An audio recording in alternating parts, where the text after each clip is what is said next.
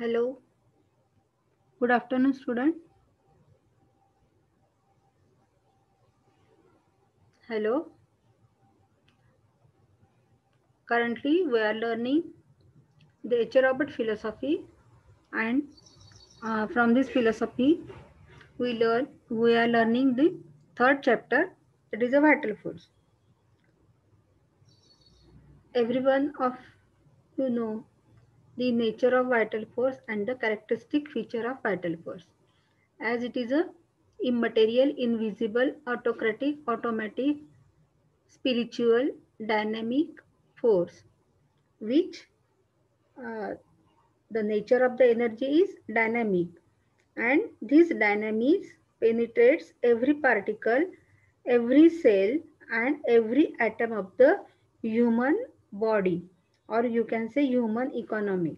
And therefore any disturbances of this vital energy or vital force which result the alteration in the sensation and function of the a human being or human economy, and this result in the disfigured and disturbed development of the whole human economy. And in previous lecture we also learned that these disturbances may come from prenatal influences also.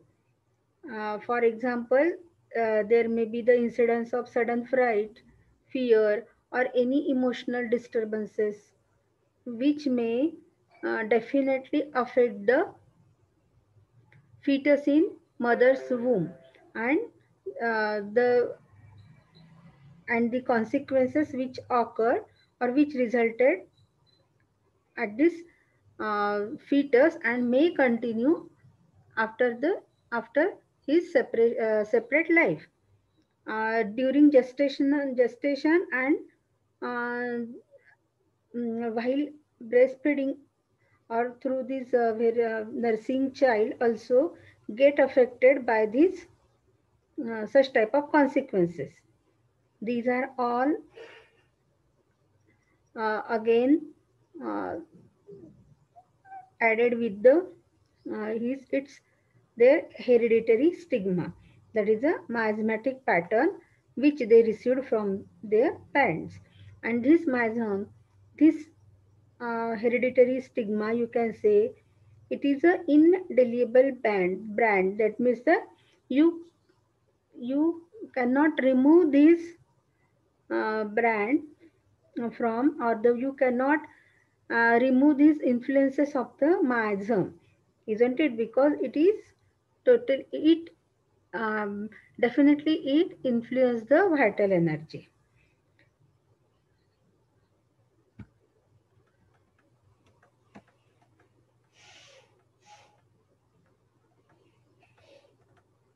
In last lecture we learned that whatever is the effect occur at the prenatal life, it definitely it affect the fetus in womb.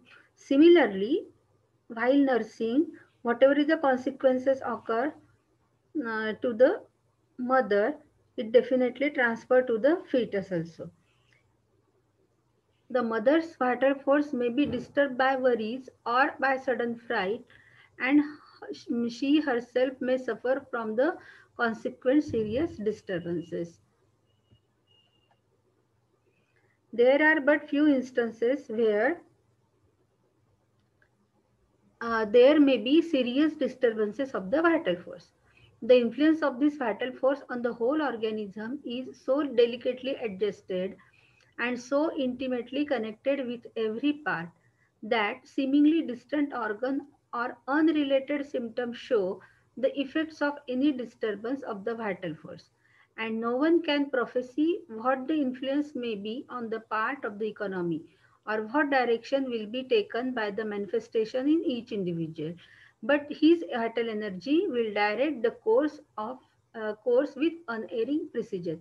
Yes, that means in every individual person, the effect of this disturbed vital force, it manifests in different way according to the hereditary a characteristic feature of that particular individual, that is a miasm which they received from their parents, that is a miasmatic pattern.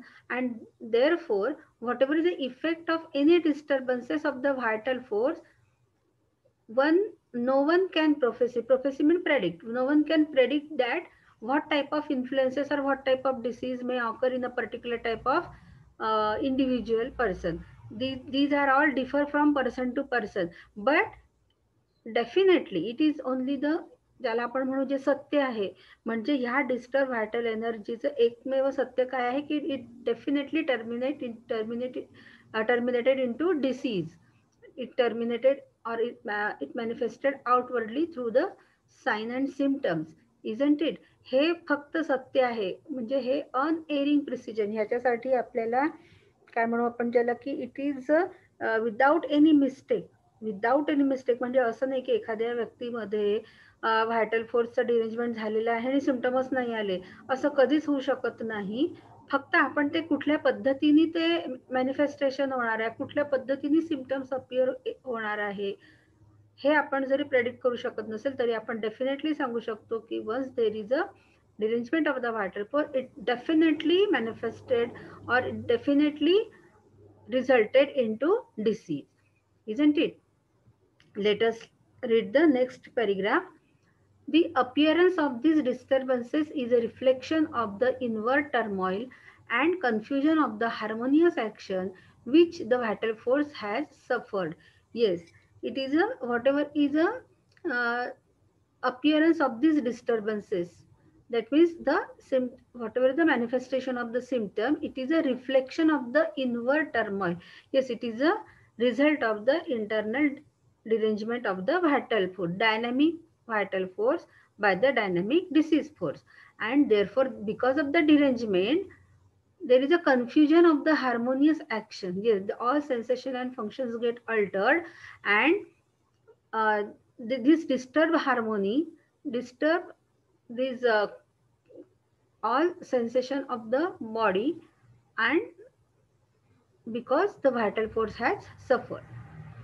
This brings us to the point where we must acknowledge that disturbance of any part is the manifestation of an inner disturbance and is not a local confusion of certain muscle or certain group of nerves or arteries or even of the mind itself. That means whatever is a manifestation of the symptom occur, then we will realize that whatever is a manifestation occur, it is only because of the inward turmoil. It is because of the inner disturbance or dynamic derangement of the vital force. And although it is located in some part, although the symptoms or the disease settle down or get flourish, get develop in a particular part, particular organ, particular system, or you can say particular organ get affected, the it is not a local. Yes, confusion occur. You must realize that whatever is the symptoms occur, it is not the only the locally, this local part is not only the disease is not restricted up to that particular location, while or the disease is not located in certain muscles or of certain group of nerves.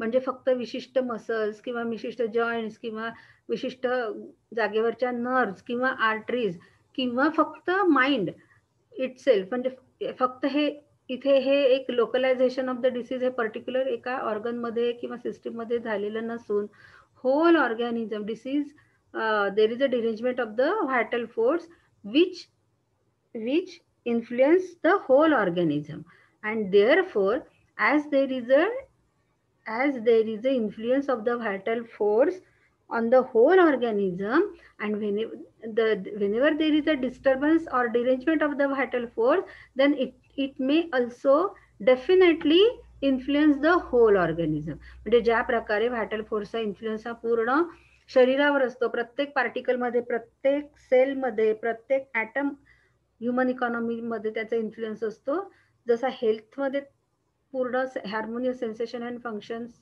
तो establish करत असतो, harmony maintain करत असतो. त्याच प्रकारे जेव्हा vital force disturb होतो तर त्याचा प्रभाव ऑब्व्हियसली सर्व every particle, every cell, every item of the human इकॉनॉमीवर डेफिनेटली होणार आहे. म्हणजे फक्त हेल्थमध्येच त्याची ऍक्शन सर्व ऑर्गॅनिझमवर आहे आणि डिसीजमध्ये फक्त लोकलायझेशन, त्या लोकल पार्टमध्ये तो डिसीज जिथे आहे दिसतो आपल्याला, सिम्पटम आलेले आहेत तिथेच फक्त डिसीज आहे असा नसतो, तर whole organism get affected and the influence of this deranged vital force also, the influence is also manifest on the whole economy. तर हे जे आहे, but that is an expression of the whole disturbance manifesting itself perhaps locally. म्हणजे disturbance कसा झालेला आहे, पूर्ण त्याचा इंडिव्हिज्युअल हा डिस्टर्ब आहे, पूर्ण व्हायटल फोर्सवर त्या व्हायटल फोर्स हा डिस्टर्ब झालेला आहे, ज्या व्हायटल फोर्सचा इन्फ्लुएन्स पूर्ण होल ऑर्गॅनिझमवर आहे. तर डेफिनेटली होल ऑर्गॅनिझम अफेक्ट झालेला आहे. कदाचित डिसीज फक्त लोकली आपल्याला लोकलायझेशन त्या डिसीजचं झालेलं असेल एखाद्या विशिष्ट पार्टमध्ये, पण फक्त तो लोकल पार्टच अफेक्ट झाला नाही तर पूर्ण ऑर्गॅनिझम अफेक्ट झालेला आहे. और in seemingly unrelated part, it is an expression of the disturbed vital energy and is a manifestation of a man as a unit. Yes, whatever is the symptoms located in a particular system, while this manifestation is indication of the man as a unit and not of the separate part of his body. Yes, it is very important. Its seemingly unrelated part, it is an expression of the disturbed vital energy. Yes, it is an expression of the disturbed vital energy and is a manifestation of a man as a unit and not of the separate part of his body. That brings us to the point of looking upon disease as a dynamic expression of the disturbance of the harmony and rhythm of the vital energy. Yes, this harmony and rhythm, vital energy tune up with the nature, isn't it? Whatever is this vital energy, as it is uh, it is it is function in a very admirable way, and all sensation and functions are carried out in a harmonious way, harmonious and rhythm. This harmony and rhythm maintain with the nature, isn't it? And it is tuned up with the rhythm of the nature. That rhythm may be so disturbed as to increase the pace or lower the vitality. Yes, हा rhythm जो आहे, जो tune-up झालेला होता, निसर्गाशी त्यांनी तादात्म्य साधलेलं होतं, हा आता डिस्टर्ब झालेला आहे. कशामुळे डिस्टर्ब झालेला आहे बघा. That rhythm may be so disturb as to increase the pace. Pace means it is a change, or you can say change a rate of movement means pace. त्या तो डिस्टर्बन्स झाल्यामुळे त्याचं जे काही तो निसर्गाशी नैसर्गिक त्याचा तादात्म्य होता तो ते डिस्टर्ब झालेला आहे. आणि pace means it is a change a rate of movement or lower the vitality. आणि and whenever at the commencement vital force combat with the disease force, but as vital force realize that disease force is more stronger than the vital force, and therefore it gets surrender, and the vitality also get lowered, and that it itself either raises or lowers the reaction of the body and of the mind and of the spirit. Yes, there is a lower the vitality than that of the disease force. Here the disease force, here is the comparative degree and this comparison with the disease force. Here disease force is stronger and the lower the vitality, lower the vital force, and that that in itself either raises or lowers the reaction of the body. Yes, काय होता है कि whenever there is a functional response त्या disease फोर्सला vital force कडनं दिल्या जातात, alter the sensation and function. तर सेन्सेशन मध्ये काय होतं, it is raises or lowers the reaction of the body. Yes, तर हायपर सेन्सिटिव्ह असतील तर एक्झॅगरेटेड रिएक्शन देईल किंवा लोअर रिएक्शन किंवा लो रिएक्शन देईल body. And of the mind and of the spirit, तर either it is exaggerated, either it is lowered. They are all united under the supreme mastery of the vital energy. Yes, all these, that is a reaction of the body and the mind and the spirit. Spirit, vital force, mind and body all together react against this dynamic disease force by giving the exaggerated reaction or lower the reaction, isn't it? And these are all united with the supreme mastery of the vital energy. Yes, you can call it as a vital principle. In treating disease, we are drawing also upon another storehouse of dynamic force, which acts almost synchronously with the disturbed vital force that is in the body. The pace is similar, the symptoms are similar. We are dealing with the similar remedy. Yes, in order to overcome or in order to combat with the disease force, dynamic disease force, you have to use the same weapon, same type of weapon, which reach up to the disease level, isn't it? And therefore, in treating disease, we are drawing also upon another storehouse of dynamic force. म्हणजे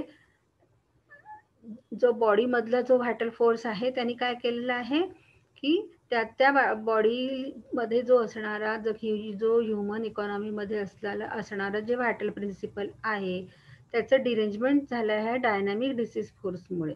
आणि त्याच्यामुळे काय झालेलं आहे, there is a disturbance occur at the spiritual level, mental level as well as the bodily level. And there is a manifestation of the some symptom. ते आणि हे जे सगळं डिस्टर्बन्स आलेला आहे तो सिम्पटमच्या रूपाने तो आउटवर्ड मॅनिफेस्टेशन होत आहे, which is the indication of the internal turmoil, isn't it. आणि आता अशा ह्या डिसीज फोर्सला रिमूव्ह करण्यासाठी व्हायटल फोर्स जवळ, you know vital force is an unintelligent force. It only react, त्याला फक्त रिॲक्ट करणं माहिती आहे. तो डिसीजला फोर्सला रिॲक्ट करतो, तो मेडिसिनला पण रिॲक्ट करतो, तो कुठल्याही एक्सटर्नल स्टिम्युलाला रिॲक्ट करण्याला त्याला माहिती आहे. पण स्वतःहून कुठली अशी मेकॅनिझम तो डेव्हलप करू शकत नाही. आणि म्हणून इथे व्हायटल फोर्सला कुठल्या तरी मदतीची गरज आहे. तर ती मदत कुठली राहील, तर it is a medicinal energy. पण ही जे मेडिसिनल एनर्जी ही देखील याला एच रॉबर्टने काय म्हटलंय, another store house of dynamic force. आता इथे बघा, store house of dynamic force, it is a store the thing or the substance which has a capacity to alter state of health, that is a drug substance, ज्याच्यामध्ये ही dynamic energy आहे की तो vital फोर्सशी react होऊन अशाच प्रकारचे अशाच प्रकारचे sign and symptom किंवा असे सिम्पटम तो बॉडीमध्ये प्रोड्यूस करू शकतो, which acts almost synchronously with the disturb vital force.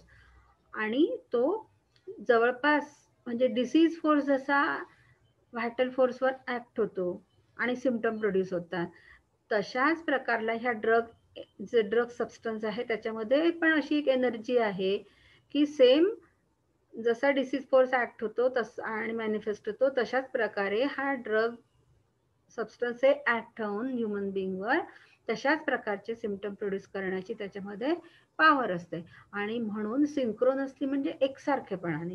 तर synchronously it is a, you can say, at the going on at the same rate or exactly similar, you can say. And therefore this here there is a synchronously, it is a similar remedy, the similar drug substance which has a capacity to produce similar symptom than that of the disease symptom. isn't it? And therefore, in treating diseases, we are drawing also upon another storehouse of dynamic force. म्हणजे आपल्याला जर disease treat करायचा असेल तर आपल्याला काय करावं लागेल, एक तशाच प्रकारचा डायनॅमिक फोर्स आपल्याला त्याच्यावर काढावा लागेल, ड्रॉ करावा लागेल, which act almost synchronously with the disturb vital force, जो त्या डिस्टर्ब झालेल्या व्हायटल फोर्सवर तशाच प्रकारे काम करेल जसं त्या डिसीज फोर्सने काम केलं होतं, म्हणजे तसेच सिम्पटम प्रोड्यूस करेल. That is in the body. The pace is similar. Pace means आता सांगितलं मी तुम्हाला, अ रेट ऑफ मुवमेंट, म्हणजे त्याची जी ॲक्शन आहे, त्या मेडिसिनची जे ॲक्शन आहे किंवा ज्या प्रकारे तो डिसीज ॲक्यूट असेल तर आपली रेमेडी देखील कशी राहील, sudden onset, rapid progress and time period moderation. तशीच आपला मेडिसिन देखील अशी सडन ऑनसेट, रॅपिड प्रोग्रेस आणि त्याची ड्युरेशन ऑफ ॲक्शन पण कमी राहील, म्हणजे ॲक्यूट डिसीजला तो सिमिलर राहील. आणि क्रॉनिक डिसीजमध्ये आपल्याला डीप ॲक्टिंग मेडिसिन वापराव्या लागतात, कारण हा जो पेस आहे तो change in the rate of movement हा आपल्याला मॅच करायचा आहे. म्हणजे ॲक्यूट डिसीजमध्ये ॲक्यूट रेमेडी आणि क्रॉनिक डिसीजमध्ये क्रॉनिक रेमेडी आपल्याला वापरावं लागेल. जर ह्या पेसचा अर्थ समजला तुम्हाला, the pace is similar. The pace is similar म्हणजे त्या डिसीज प्रोड्यूस करण्याचा जो रेट ऑफ मुवमेंट आहे, जो डेव्हलपमेंटची जी डिसीज डेव्हलपमेंट किंवा इव्होल्युशन ऑफ द डिसीजचा जो काही रेट आहे तो पण सिमिलर पाहिजे. म्हणजे ॲक्यूट डिसीजमध्ये ॲक्यूट सिम्पटम मॅनिफेस्ट करताय, तिथे तुम्ही एकदम डीप ॲक्टिंग क्रॉनिक रेमेडी वापरली तर तिथे तसा फायदा होणार नाही. किंवा क्रॉनिक डिसीज असेल तिथे आपल्याला शॉर्ट ॲक्टिंग रेमेडी वापरून काहीच फायदा होणार नाही. तर जर डिसीज क्युअर करायचा असेल तर, पॅलिएशन जर करायचं असेल तर मग आपण काही पण त्याच्यामध्ये चेंजेस करू शकतो. पण इथे काय म्हटलंय त्यांनी, इन ट्रीटिंग डिसीज आपल्याला क्युअर करायची आहे, म्हणून आपल्याला असं मेडिसिन वापरावं लागेल की जो सिंक्रोनमसली ऍक्ट होईल, त्या डिसीज सारखाच ऍक्ट होईल व्हायटल फोर्सशी. The pace is similar, the symptoms are similar, we are dealing with the similar remedy. Yes, have you understand it? Dr. Boger illustrates this by the picture of the runway train. Yes, Dr. बोगरनी दोन ट्रॅकवर चालणाऱ्या रेलगाड्यांची ह्याचं comparison करून आपल्याला हे सांगितलेलं आहे. बघा इथे एक पिक्चर मी तुम्हाला दाखवलेलं आहे की एक ही जी गाडी आहे ही या दिशेने चाललेली आहे आणि ही ट्रेन एक्झॅक्ट अपोजिट चाललेली आहे. म्हणजे ह्या ट्रेनला जर कॉम्बॅट करायचं असेल, याच्याशी जर फाईट घ्यायची असेल, रेस करायची असेल, समजा जिंकायचं असेल, तर ह्या ट्रेनला पण याच्याच दिशेने धावणे आवश्यक आहे. बरोबर आहे ना? या जर ट्रेनला म्हणजे हे समजा डिसीज आहे आणि या डिसीजला जर आपल्याला जिंकायचं असेल तर ह्या दुसरी ट्रेन जी आहे, जी सिमिलर रेमेडी आहे, त्याला देखील एकाच दिशेने धावणं गरजेचं आहे. पण ही जर ट्रेन अपोजिट दिशेने धावत असेल तर डेफिनेटली हे मेडिसिन, हे जे ड्रग सबस्टन्स आहेत, ह्या डिसीजला रिमूव्ह करू शकणार नाही किंवा जिंकू शकणार नाही. म्हणून बोगरनी काय म्हटलंय बघा, पहिले Dr. Boger illustrates this by the picture of the runway train, where an engine is sent not in the opposite direction to meet and combat force with force, but in the same direction, increasing in pace until it is equal in pace to the runway, and it is then in a position to subdue its speed. Yes, आणि दुसरं उदाहरण काय सांगितलं की opposite जात असेल तर ते कधीच मिळणार नाही, कधीच ते एकमेकांना ही ड्रग सबस्टन्स या डिसीजला जिंकू शकणार नाही किंवा घालवू शकणार नाही. But in the same direction, पण जर ही ट्रेन जाते आहे आणि ही डिसीज आहे, म्हणजे हा ओरिजिनल नॅचरल डिसीज आहे आणि मागून येणारी ही जी ट्रेन आहे ही समजा ड्रग सबस्टन्स आहे, तर हे जेव्हा एकाच डायरेक्शनने ती धावेल तेव्हा काय होईल, but in the same direction increasing pace, जेव्हा ती एकाच डायरेक्शनने धावेल. जर या डिसीजला जर जिंकायचं असेल, या डिसीजला रिमूव्ह करायचं असेल, तर या आर्टिफिशियल जे काही मेडिसिन आपण वापरणार आहे, सिमिलर डायरेक्शननी सिमिलर मेडिसिन जे रेमेडी जी आपण वापरणार आहे, तिची पेस म्हणजे रेट ऑफ मुवमेंट हा कसा पाहिजे, स्पीड पाहिजे, त्याला थोडा जास्त पाहिजे. तेव्हाच तो काय करेल, increasing in pace until it is equal in pace to the runway. आणि जवळपास ते सेम, म्हणजे इतका तो जोरात धावत आला पाहिजे, ही या ट्रेनची स्पीड इतकी पाहिजे की जवळपास यांनी या ट्रेनला कॅच केलं पाहिजे आणि मग पुढे निघून जायला पाहिजे. म्हणजे काय होईल की हा डिसीज मागे पडेल. and it is then in a position to subdue its speed, then it may be subdue means control. तेव्हाच हा आर्टिफिशियल डिसीज ह्या नॅचरल डिसीजचा जी स्पीड आहे ती कंट्रोल करण्यासाठी, किंवा आपण ज्याला म्हणू की कॅच करणे किंवा मेक लेस सिव्हिअर, याला ते हरवेल आहे ना. कमी सिव्हिअरिटी आहे ती कमी करेल. म्हणजे एखाद्या डिसीजला जर आपल्याला रिमूव्ह करायचं असेल तर opposite principle, it is always failure for time being. फक्त थोड्या वेळासाठी ते पॅलिएट झाल्यासारखं दिसेल, पण आर्टिफिशियल जो अपोजिट डिसीज आहे तो त्याच्याच दिशेने चालेल, नॅचरल डिसीज त्याच्या दिशेने चालेल. म्हणजे काहीच फायदा होणार नाही. जर आपल्याला नॅचरल डिसीजला ओव्हरकम करायचं असेल तर सिमिलर रेमेडी त्याची पेस वाढवून, म्हणजे त्याची स्पीड वाढवून, म्हणजे स्ट्रॉंगर आर्टिफिशियल डिसीज प्रोड्यूस करून आपल्याला हा नॅचरल डिसीजला सबड्यू करू शकतो किंवा होतो. Have you got this? This Boger explanation is very much excellent. Let us take the disease, next paragraph. Disease symptoms show themselves in unified order in the physical, the mental, and the spiritual spheres. But each individual does not show necessarily disturbances in all of these spheres in manifesting disease condition. Yes, let us try to understand. Disease symptoms show themselves in unified order. Unified order means it is a uniformly, become united, or you can say whole. The disease symptoms show themselves a unified order in the physical, mental, and the spiritual sphere. That means whenever there is a derangement of the vital force, this disease symptom manifested at all three spheres. That is first and the spiritual sphere, then mental sphere, and lastly physical sphere, physical general, and at last the particular this is located in a particular organ, isn't it? तर symptom manifest होण्याचा क्रम कसा आहे? First at the spiritual sphere, mental, physical and particular. आणि हे जे symptoms आहेत हे युनिफाईड ऑर्डरमध्ये येत असतात, म्हणजे एकत्रित एका विशिष्ट क्रमानुसार युनिफॉर्मली ते येत असतात. But each individual does not show necessarily disturbance in all of this sphere. पण काही इंडिव्हिज्युअल त्यांनी आधीच सांगितलेलं आहे की डिस्टर्बन्स होणार, म्हणजे इंटरनल टर्मोइल हे प्रत्येकच इंडिव्हिज्युअलमध्ये मॅनिफेस्ट होणार सिम्पटमच्या रूपाने. पण कोणामध्ये कुठले सिम्पटम येईल हे आपण सांगू शकत नाही. त्याच्या इंडिव्हिज्युअल कॅरेक्टरिस्टिक फीचरमुळे ते वेगवेगळे सिम्पटम मॅनिफेस्ट होतील. म्हणून इथे त्यांनी काय म्हटलंय बघा, each individual does not show necessarily disturbances in all of this sphere.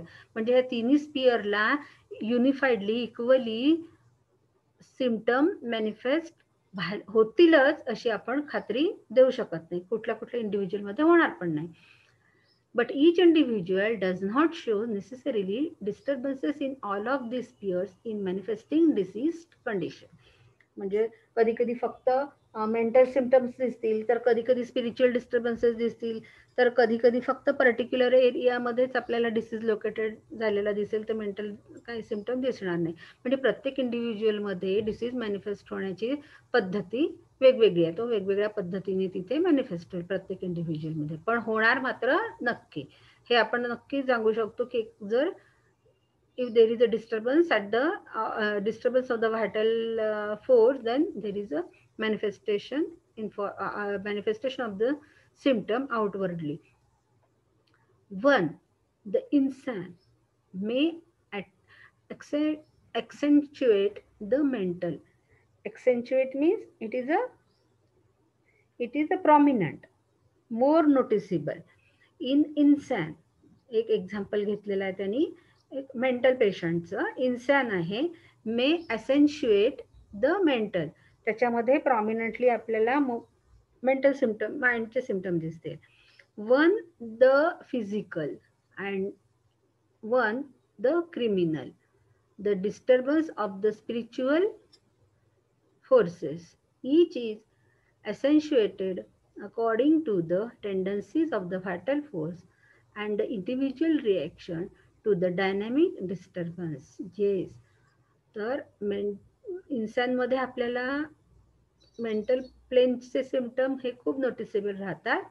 One the physical, कुठल्या कुठल्या केसेसमध्ये आपल्याला फिजिकल जनरलचे सिम्पटम दिसतात. And one the criminal, the disturbance of the spiritual forces. And जेव्हा तिथे डिस्टर्बन्स स्पिरिच्युअल फोर्सेसमध्ये येतो तेव्हा क्रिमिनल टाईपचे आपल्याला सिम्पटम दिसतात. Each is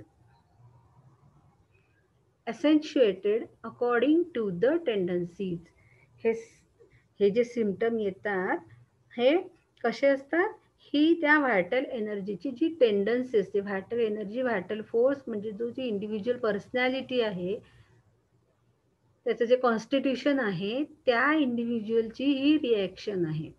the individual reaction to dynamic disturbances, ही त्याची स्पेसिफिक इंडिव्हिज्युअलायझिंग रिॲक्शन आहे. म्हणून आपण म्हणतो की प्रत्येक व्यक्ती हा एका व्यक्तीपासून दुसरा वेगळा आहे. पण even twins are also not same, म्हणजे एकाच आईच्या गर्भात राहिलेले जे ट्विन्स असतात त्यांचे देखील वेगवेगळ्या पर्सनॅलिटीज असतात. You know, these are all depending upon the dominant and recessive genetic genes or chromosomes, isn't it. हे जे काही क्रोमोझोमचं डिस्ट्रीब्युशन आहे किंवा आपण ज्याला डीएनएचे जीन्सचं जे काही त्याचा पॅटर्न असेल त्याच्याप्रमाणे त्याची ते इंडिव्हिज्युअलिटी ठरत असते. आणि म्हणून हे जे कुठल्याही डिसीज फोर्सला, yes there is a dynamic derangement, त्या डिसीज फोर्सनी केलेलं जे डायनॅमिक डिरेंजमेंट असतं त्याला कशा प्रकारे रिॲक्ट व्हायचं हे प्रत्येक इंडिव्हिज्युअलची आपली आपल्या वेगवेगळी टेंडन्सी असते, त्याचे ती वेगळे फंक्शन्स असतात. आणि म्हणून प्रत्येक इंडिव्हिज्युअल हा आपापल्या परीने वेगवेगळे सिम्पटम मॅनिफेस्ट करतो. आणि म्हणूनच आपण प्रत्येक इंडिव्हिज्युअल हा एक वेगळा एंटिटी मानून त्याचे डिसीज कन्सिडर न करता त्याच्या इंडिव्हिज्युअलिटी आपण बघून त्याला मेडिसिन सिलेक्ट करत असतो. प्रत्येक माणसाला त्याचा डिसीज कन्सिडर करून कॉमन सिम्पटम वरून एकच मेडिसिन आपण होमिओपॅथीमध्ये देत नाही.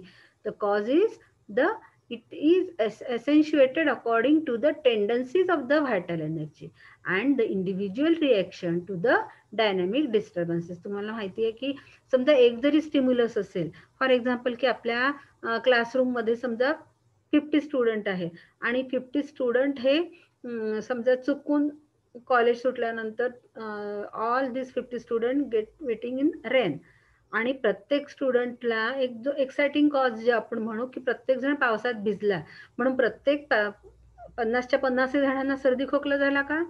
कधीच होणार नाही. त्यातल्या तर 25 जणांना काहीच फरक पडला नाही, तर आपण त्यांना म्हणू की ते हेल्दी लोक होते, त्यांना काहीच झालं नाही. तर त्यातल्या काही 10 लोकांना पावसात भिजल्यामुळे सर्दी झाली, नाक व्हायला लागलं आणि सर्दी झाली, शिंका आल्या. त्यातल्या 4-5 जणांचं फक्त डोकं दुखलं, बाकी त्यांना काहीच त्रास नव्हतं, डोकं दुखायला लागलं. 2-3 जण होते त्यांचे टॉन्सिल्स इन्फ्लमेशन झालं. 1-2 जण होते त्यांचे हातपाय दुखायला लागले. म्हणजे प्रत्येक इंडिव्हिज्युअलनी एकाच एक्साइटिंग कॉजला वेगवेगळ्या प्रकारे रिॲक्शन दिलेली आहे ना, वेगवेगळ्या प्रकारे सिम्पटम डेव्हलप केलेले आहे. म्हणजेच काय म्हणतं, ईच इज एसेन्शिएटेड, म्हणजे प्रत्येक इंडिव्हिज्युअल हा काय करतो, मोर नोटिसेबल एक्सप्रेशन करतो according to the tendencies of the vital energy. त्यांच्या कॉन्स्टिट्यूशन प्रमाणे मेंटल, फिजिकल, टेम्परामेंट हे प्रत्येक व्यक्तीचं, इंडिव्हिज्युअलचं वेगवेगळं असल्याप्रमाणे ती व्हायटल एनर्जी तशी वेगवेगळ्या प्रकारे रिॲक्ट होते. आणि ही काय असते, the individualistic reaction, the individual reaction to the dynamic disturbance. Any disturbance of this vital energy immediately shows itself in lack of harmony through the outward manifestations of our beings. Inward symptom. Yes, any disturbances. Any disturbances, that is because of the exposure to any cause or occasionally, that is exciting or maintaining cause. This disturb the vital energy. Any disturbance of this vital energy immediately shows itself in lack of harmony. This lack of harmony, the all sensation and function get disturbed through the outward manifestation of our being. Yes, and these sensation and alteration in the sensation and function manifested outwardly in form of symptom, ज्याला काय म्हटलं, in other word symptoms appear होतात. When harmonious functioning is disturbed, we get sickness as a result, and it has as its base and inception this lack of harmony in the flow of vital energy through the body. Yes, when harmonious functioning is disturbed, हे जे harmonious sensation and function आहेत हे disturb झाले की आपण काय होतो, we get sickness as a result. आपल्याला सिकनेस होतो, आपण आजारी पडतो. And it has as its base and inception. Yes, inception means it is a beginning of something. Inception means beginning of something. Beginning of something, this lack of harmony. Yes, this lack of harmony begins the disturb the harmony in the flow of vital energy throughout the body. मग ह्या disturbance झाल्यामुळे vital एनर्जीच्या जे sensation and functions Altered होतात, त्याच्यामुळे काय होतं की जी harmony in the flow of vital energy, जी काही एकसंघरित्या सर्व युनायटेडली जी व्हायटल एनर्जी पूर्ण बॉडीमध्ये म्हणू आपण, किंवा इच सेल, इच ऑर्गन, इच एव्हरी पार्टिकल, एव्हरी ॲटम मध्ये जी काही व्हायटल एनर्जी स्प्रेड झालेली असते, इन्फ्लुएन्स असतो तिचा, ती डिस्टर्ब होते. Lack of harmony in the flow of vital energy through out the body, पूर्ण बॉडीमधल्या व्हायटल एनर्जी ही डिस्टर्ब होते आणि harmonious sensation and function also get disturbed. This is manifest in disease as it naturally develops because of disturbed vital force, and it develops also in disturbed vital force from the proving of remedies, showing the action of remedies and the very nature of the remedies themselves. Yes, this manifests in disease as it naturally develops because of disturbed vital force. म्हणजे naturally vital फोर्सला derange कोण करतोय, dynamic disease force करतोय. पण and it develops also in disturb vital force from proving of remedy, म्हणजे जेव्हा drug proving करतो तेव्हाच या व्हायटल